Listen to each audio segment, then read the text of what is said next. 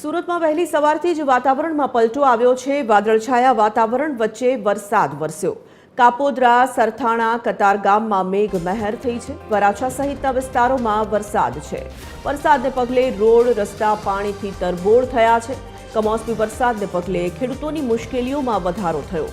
કેરી, ચીકુ જેવા પાકને નુકસાન થવાની ભીતિ પણ વ્યક્ત કરવામાં આવી રહી છે।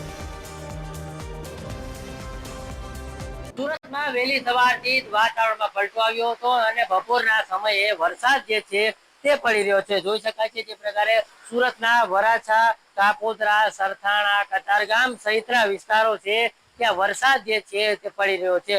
વરસાદ પડતાની સાથે જ રોડ રસ્તાઓ જે છે તે પાણીથી તરબોળ થઈ ચુક્યા છે અને રોડ રસ્તા પર પાણી જે છે તે વહેવા લાગ્યું છે। એટલે એકંદરે જે પ્રકારે વહેલી સવારથી જ વાતાવરણ જે છે તે વાદળછાયું હતું અને વાદળછાયા વાતાવરણની વચ્ચે અત્યારે જે પ્રકારે વરસાદની શરૂઆત થઈ છે અને શરૂઆતમાં જ જે કહી શકાય કે આ વરસાદ પડ્યો છે ને તેને જ લઈને રોડ રસ્તા છે તે પાણી તરબોળ થઈ ગયા છે। આ વરસાદ પડી રહ્યો છે પરંતુ ખેડૂતો જે છે તે ક્યાંય ને ક્યાંય મુશ્કેલીમાં મુકાયા છે અને ખાસ કરીને આ કમોસમી વરસાદ પડવાની સાથે જે ખેડૂતોના ખેતીના પાક છે અને સુરત શહેરમાં ખાસ કરીને દક્ષિણ ગુજરાતની વાત કરીએ તો કેરી તેમજ ચીકુ સહિતનો જે પાક છે તેમાં નોંધપાત્ર નુકસાન જે છે તે થવાની ભીતિ સેવાઈ રહી છે। કારણ કે જે પ્રકારે પવન તેમજ વરસાદ પડે છે ને તેના કારણે કેરીઓ જે છે તે નીચે પડી જતી હોય છે ને તેના કારણે પાક ખરાબ થતો હોય છે। ત્યારે ખેડૂતો છે હાલ આ વરસાદને પગલે મુશ્કેલીમાં મુકાયા છે। Divesh Parmar, TV30 news, Surat.